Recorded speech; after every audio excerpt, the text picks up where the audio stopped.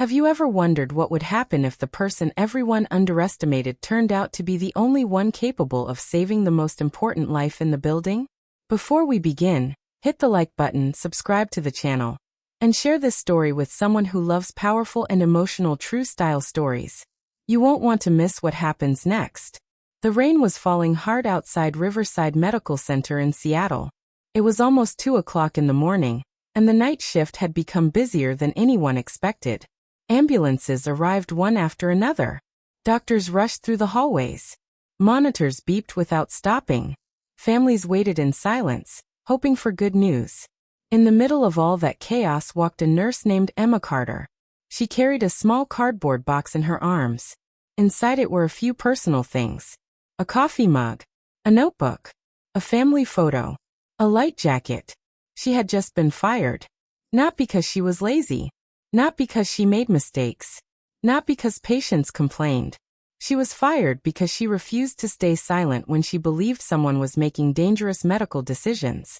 As she walked through the hallway, many nurses looked at her. Some wanted to say goodbye.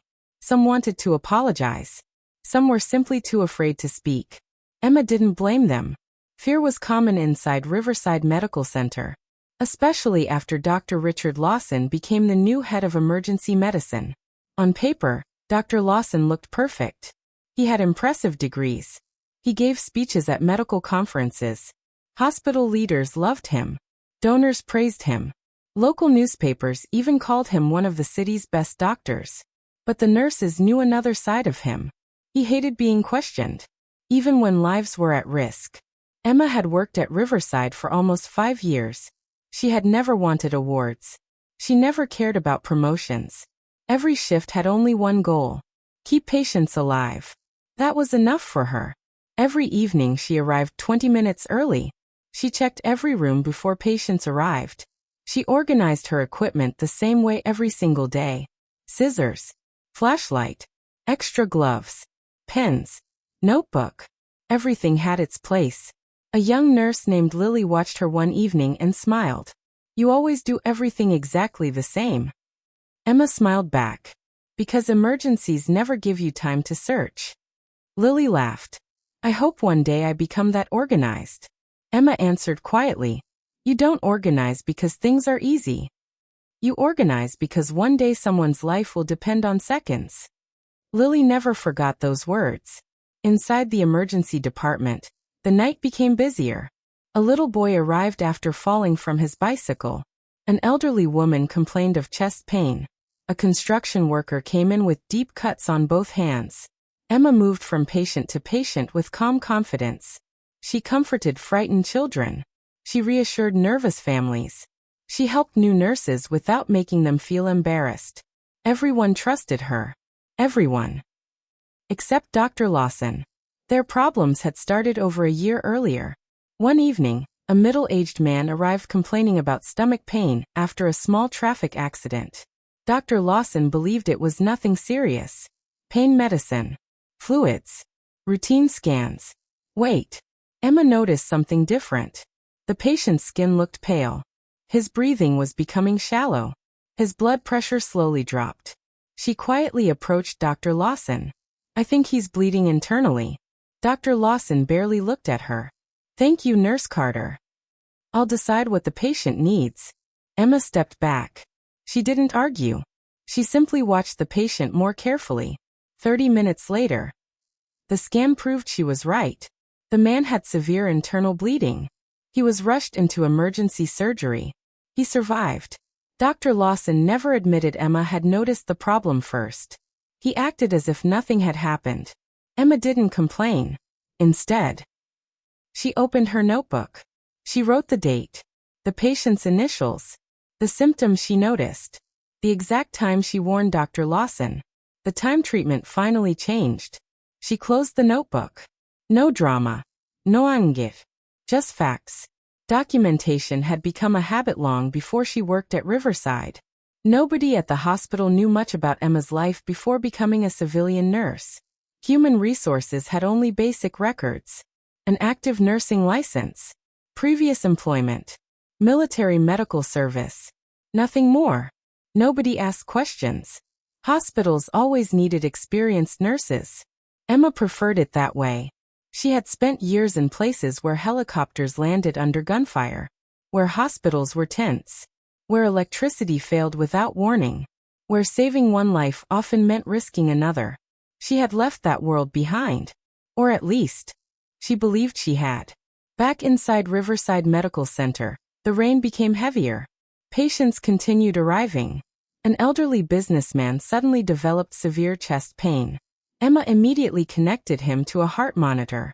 Within minutes she noticed something unusual. Tiny changes. Small enough that most people ignored them. Large enough to worry her. She walked toward Dr. Lawson again. The monitor keeps showing changes. I think cardiology should see him immediately. Dr. Lawson didn't even turn around. We'll wait for blood results. Emma remained calm. The monitor is already warning us. Lawson looked directly at her. A monitor is not a diagnosis. Emma answered softly. No. It's an early warning. Several residents heard the conversation. Silence filled the room. Nobody liked seeing them disagree. Ryan's mother stood outside the operating room with tears running down her face. She kept asking the same question again and again. Will my son survive? Nobody answered immediately. The surgeons rushed through the doors while nurses prepared more equipment. Emma watched everything from the hallway. She had seen this scene too many times before. Families waiting. Doctors running. Machines beeping. Hope hanging by a thread. She closed her notebook and slipped it back into her pocket. Her shift was far from over. The emergency department never stopped.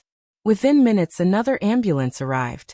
An elderly woman with breathing problems. A teenager suffering from severe burns. A man who collapsed during dinner. The waiting room was completely full. Even with everything happening, Emma never lost her calm. She helped every patient with the same kindness. She spoke softly, moved quickly, and noticed details that others often missed. Around midnight, she finally entered the staff lounge. The coffee was cold. Someone had left half a sandwich on the table. The television showed weather warnings across the city. Heavy rain. Flooded roads. Emergency travel advisories. Emma poured herself coffee but never drank it. Before she could take a sip, the charge nurse Maria Bennett entered the room.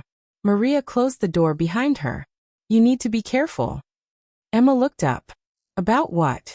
Maria lowered her voice. Dr. Lawson. Emma remained silent. I've heard people from administration asking questions. What kind of questions? They're collecting complaints. Emma slowly placed the paper cup on the table. Against me. Maria nodded. They're saying you're difficult. They're saying you challenge doctors. They're saying you create tension during emergencies. Emma smiled sadly. They forgot to include the patients who walked out alive. Maria didn't smile back. This isn't funny. I know. Maria stepped closer. I've worked here almost 20 years. I know how these things happen.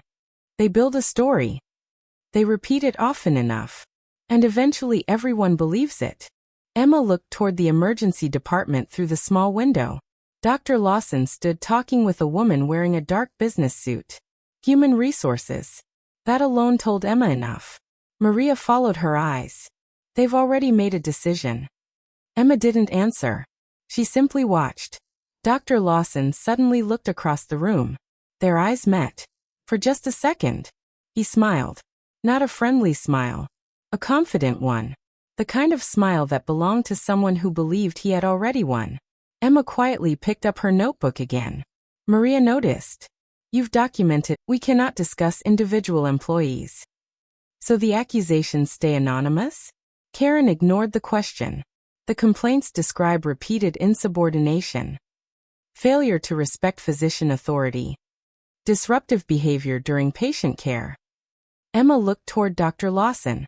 He sat quietly, almost comfortably. She returned her attention to Karen. Has any patient filed a complaint? Karen hesitated. No. Have patient outcomes been reviewed?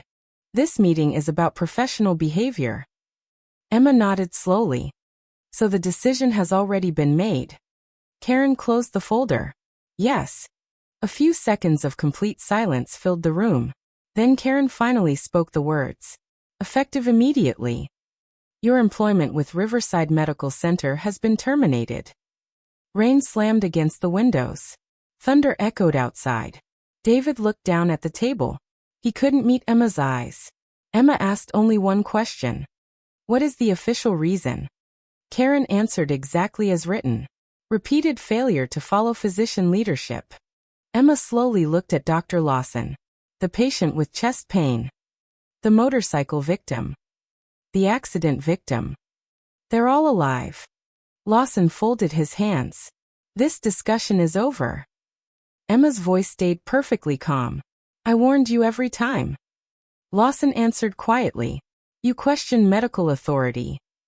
I questioned dangerous delays. You disrupted patient care. I protected patients. Karen interrupted before the conversation became louder. Security has already been notified.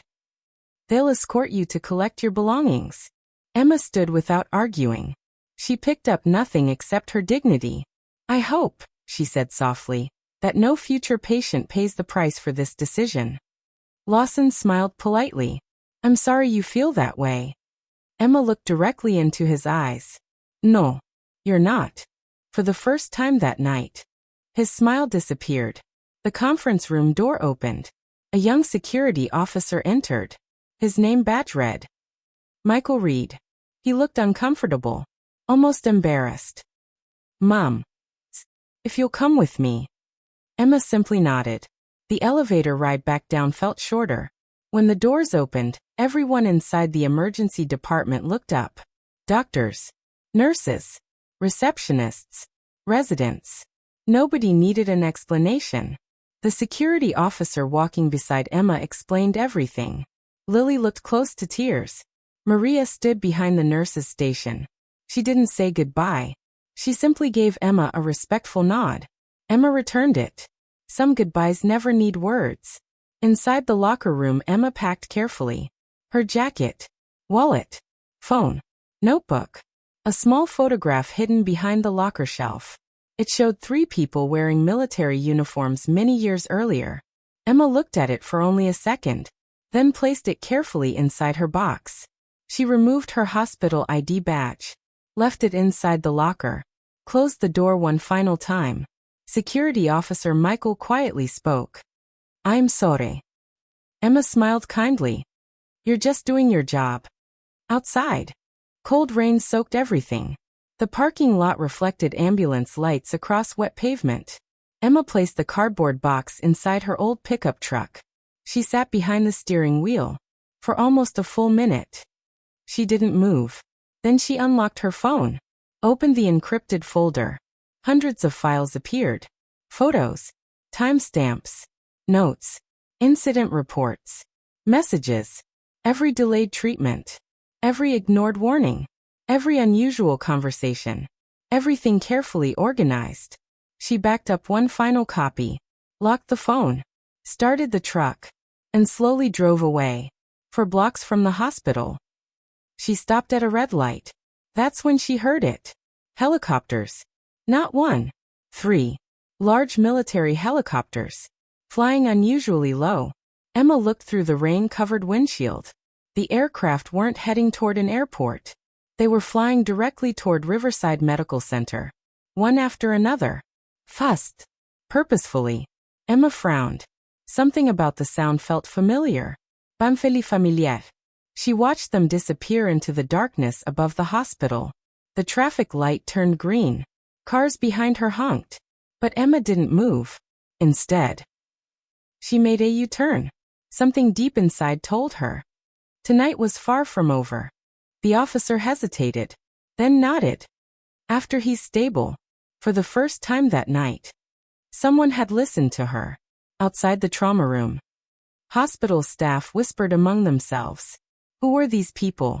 Why had they arrived by military helicopters? Why did the injured man recognize Emma? Dr. Lawson stood silently near the nurse's station. His confidence had disappeared. Instead, he watched Emma with growing uncertainty. The government officer introduced himself. My name is Agent Daniel Brooks. I apologize for earlier. Emma answered. You were protecting your patient. So was I.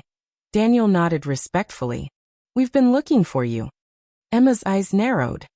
I stopped being part of that world years ago. Daniel spoke carefully. Some people never truly leave. Before Emma could ask another question, another familiar voice echoed down the hallway. Emma. She slowly turned.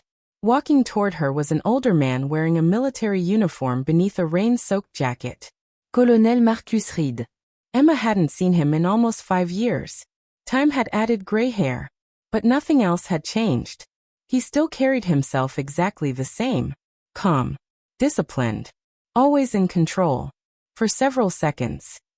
Neither of them spoke. Finally he smiled. It's been a long time. Emma answered quietly. Long enough. Marcus stopped a few feet away. I wish we were meeting under better circumstances. Emma folded her arms. So do I. He looked toward the trauma room. He recognized you. I noticed. He insisted we find you. Emma looked through the glass toward the recovering patient. Who is he now? Marcus answered. Deputy Director Samuel Grant. Emma looked surprised. Years ago. He had simply been Sam. A medic she once fought beside during dangerous overseas missions. The man whose life she had saved after a roadside explosion. Now. He was one of the country's most protected officials. Marcus spoke again. He remembered exactly who saved him. Emma looked down for a moment. I thought everyone forgot. Marcus shook his head. Not everyone. A few seconds of silence passed. Then Emma asked the question that had been bothering her. How did you know where to find me? Marcus didn't answer immediately. That silence itself became an answer. Emma looked directly into his eyes. You've been watching me. Marcus finally nodded. For over a year. Emma's expression remained calm. Inside. Her heart felt heavy. You watched. But never contacted me. We couldn't. Why? Marcus lowered his voice. Because someone inside our own system changed your military records. Emma frowned. What? Your retirement file. It was altered. They made it look like your resignation wasn't voluntary. Emma couldn't believe what she was hearing. Someone changed my records? Marcus nodded. We believed whoever did it might eventually try to contact you. So you watched instead. Yes. Emma slowly looked away. The rain continued hitting the hospital windows. So, I became bait. Marcus didn't deny it. His silence confirmed everything. Emma laughed softly. Not because anything was funny. Because sometimes disappointment leaves no other sound. You should have trusted me. Marcus answered honestly.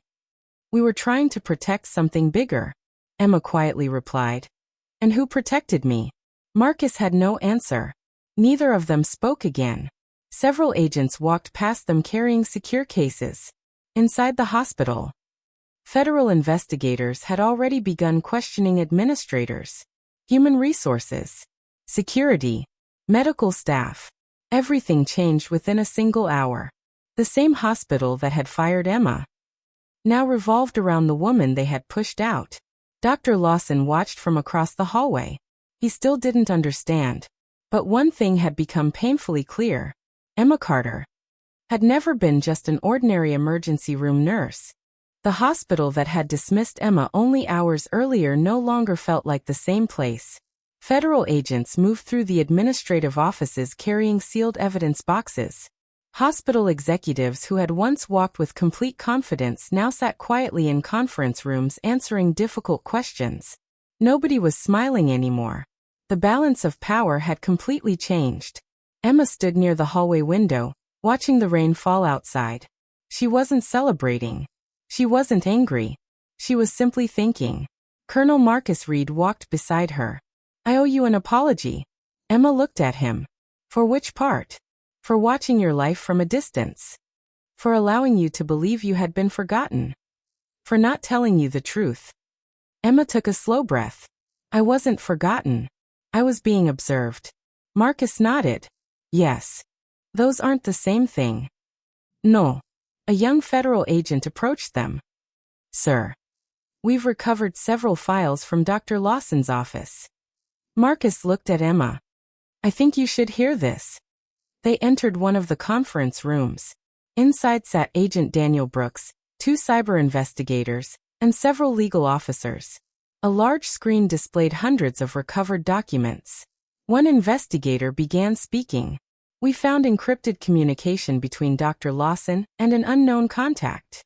Another investigator continued. The messages began almost 14 months ago. Emma immediately recognized the timeline. Exactly when Lawson arrived at Riverside. Exactly when she began documenting unusual medical decisions. Exactly when Marcus admitted surveillance had started. The investigator opened one message. It read, "Continue isolating Nurse Carter. Monitor her documentation. Report any unusual activity immediately." Another message appeared. "Termination should happen before outside review becomes possible." The room became completely silent. Agent Brooks looked toward Emma. They weren't trying to fire you because you were difficult. They were trying to stop your records from becoming evidence. Emma remained calm. I already suspected that. Another file appeared. Financial records. Large payments. Consulting contracts. Money moving through several fake companies. Eventually reaching Dr. Richard Lawson. Marcus folded his arms. So he wasn't acting alone. The investigator nodded. No. He was being rewarded. For what? The investigator answered quietly. For delaying investigations. By noon.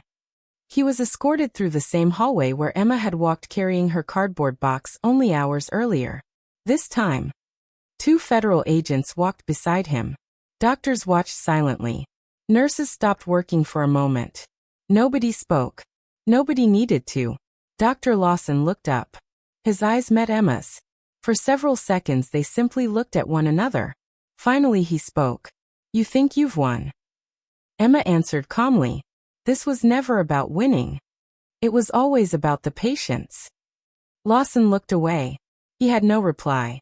As he disappeared down the hallway, the emergency department became strangely quiet. Maria slowly walked toward Emma. I wish we had done more. Emma smiled warmly. You did. You believed me. Sometimes that's enough. Lily hurried over moments later. Tears filled her eyes. I knew they were wrong. Emma hugged her. Then never ignore your instincts. Lily nodded. I won't. Promise. I promise. Emma smiled. Good. Patients need nurses who are willing to think. That afternoon, Deputy Director Samuel Grant asked to see Emma one final time. She entered his hospital room. He looked much stronger now. The color had returned to his face. He smiled. I owe you my life. Emma laughed softly. You've said that before. Sam smiled. And somehow you keep saving it. For a few seconds, old memories returned. Dusty roads. Military tents. Helicopter blades. Young soldiers laughing despite impossible situations. A lifetime that felt very far away. Sam finally became serious. The government wants you back. Emma looked at him. In what role? Medical advisor. Training. Emergency response. You could help save thousands more. Emma remained quiet. She walked to the window. Outside. The storm had finally ended. Sunlight slowly pushed through the clouds. She thought about everything that had happened. The military. The hospital. The investigation. The lies. The betrayal. Then she smiled. I spent years believing my purpose was somewhere far away. She turned back towards Sam. But I already found it. He looked confused. I'm a nurse. I don't need another title. I don't need another uniform. I just need patients who need help. Sam smiled proudly. I should have known you'd say that. A week later, news spread across the country. Riverside Medical Center announced major leadership changes. Independent investigators reviewed hundreds of patient cases. Several administrators resigned. New reporting systems protected nurses who raised safety concerns. Anonymous complaints would no longer be enough to destroy someone's career. Dr. Lawson lost his medical license while the criminal investigation continued. Victor Hayes disappeared before authorities could arrest him. His search continued. Emma never followed the news closely. She accepted a position at a small regional trauma hospital several towns away. There, nobody knew her military history. Nobody cared about classified missions. To everyone else, she was simply Nurse Emma Carter. Exactly how she wanted it. Every evening she still arrived 20 minutes early. She still arranged her equipment the same way. Scissors, flashlight, pens, notebook. Everything in its proper place. One evening a new nurse asked, "Why are you always so organized?" Emma smiled exactly as she had years before. Because one day, you'll have only seconds to save someone's life. And when that moment comes, you shouldn't waste even 1 second looking for what should already be in your hands. The young nurse smiled. "I'll remember that." Emma nodded. "I hope you do." She walked into another busy emergency room. Another ordinary shift. Another chance to save someone's life. No cameras. No headlines. No awards. Just quiet service. Because real heroes rarely ask to be recognized. They simply show up when everyone else needs them most.